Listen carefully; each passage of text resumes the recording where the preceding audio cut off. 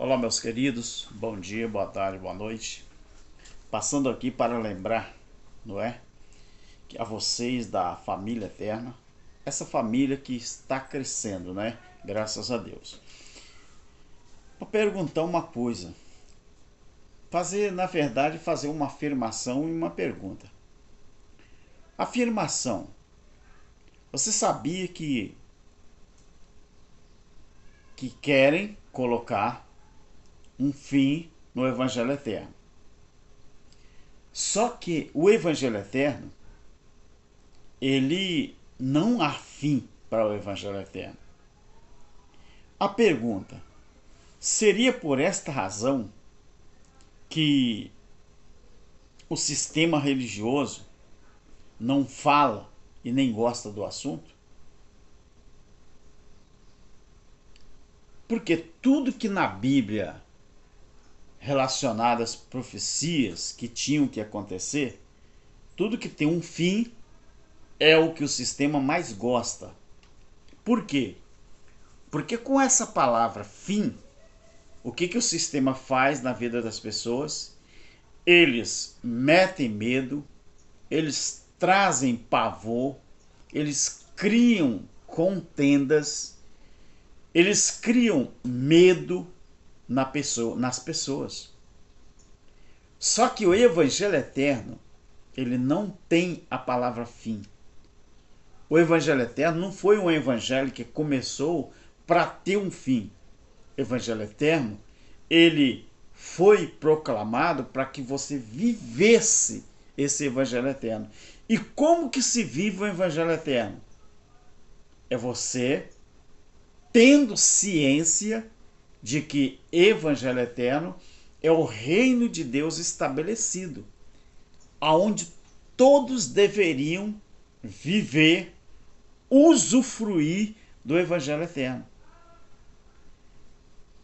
Para você entender, no Brasil e no mundo existem muitas famílias ricas e muitas famílias pobres.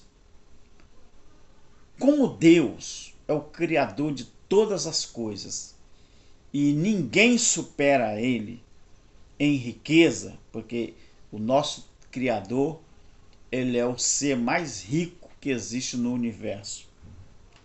E quem são os filhos desse Criador? São aqueles que foi gerado no Espírito. Para que eu e você desfrute as riquezas do nosso Criador, o que deveríamos fazer?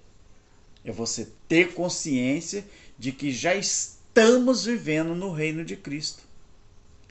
No passado, quem que vivia isso? Israel. Ali em Êxodo, capítulo 19, você vai ver no versículo 4, 5 em diante, Deus fala assim, Deus falou para Moisés: fala para o meu povo que apesar de toda a terra ser minha, eu escolhi vocês para ser a minha propriedade peculiar. Ou seja, tudo aquilo que é uma propriedade peculiar tem que desfrutar de coisas diferentes daquele que não é. Tipo, eu tenho 4 filhos. 4 filhos. 3 homens e uma menina. Mas tudo casado. Se eu dizer que eu amo mais ao meu filho do meio, ou ao meu caçula, ou mais velho, do que os outros, talvez esse que eu digo que eu amo mais vai ter mais benefícios do que outros. No mundo existem várias nações, muitas nações, mas nações de primeiro mundo, nações de terceiro mundo e nações desenvolvidas, nações subdesenvolvidas, e as nações desenvolvidas e as nações mais ricas do mundo sempre desfrutam de algo bem melhor do que aquelas que são subdesenvolvidas. Então, quando Israel existia como propriedade peculiar do nosso Criador, que é uma coisa íntima, peculiar é íntimo, então Israel, aonde chegava com a proteção de Deus, eles tomavam, guerreavam contra nações mais poderosas do que eles e Israel vencia. Até a própria inimaginável muralha de Jericó, inimaginável que eu falo, que às vezes alguém achava que seria impossível, não é? Impossível alguém furar ou alguém vencer aquelas muralhas. Mas, como Israel era propriedade peculiar do Criador, tinham benefícios. Só que esses benefícios foram se perdendo ao longo dos anos, porque Deus sempre mandava profetas para advertir Israel. Se vocês não entrar na linha, eu vou me divorciar com vocês. Se vocês não andar na linha, eu vou me separar de vocês. Eu vou abandonar vocês. Aí tem pastores, tem igrejas evangélicas que proíbem os seus membros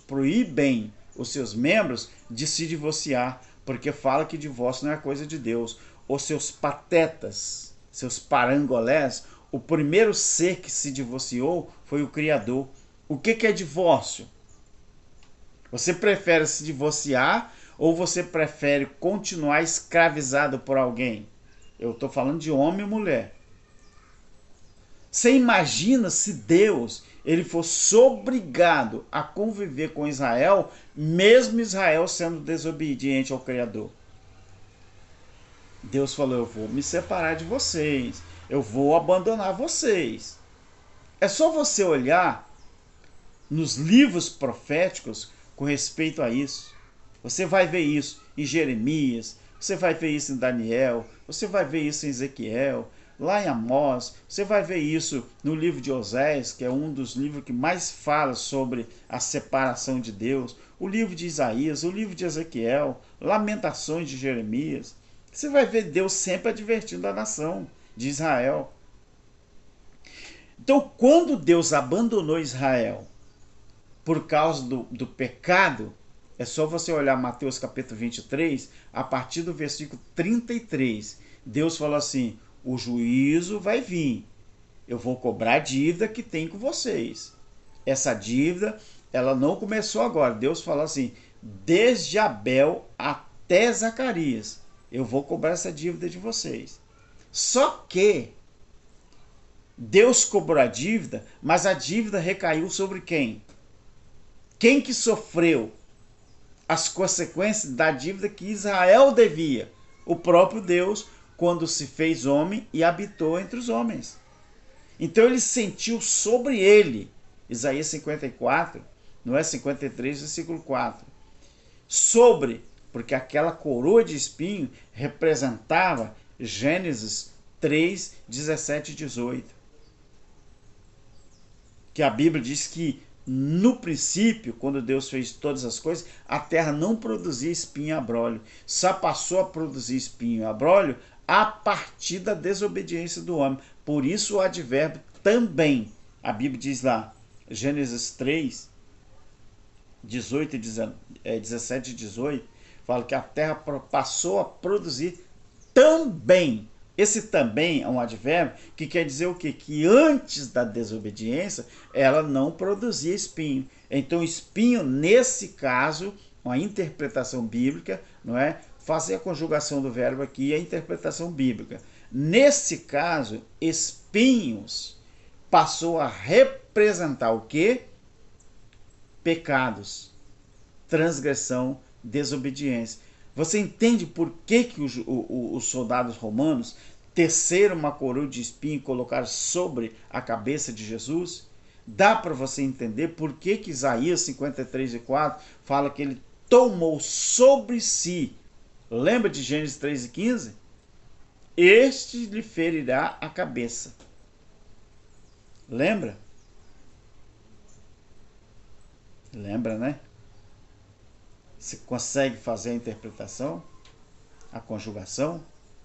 Então, quando Deus se divorcia de Israel, traz o juízo no ano 70 e faz o quê? Elege uma nova esposa.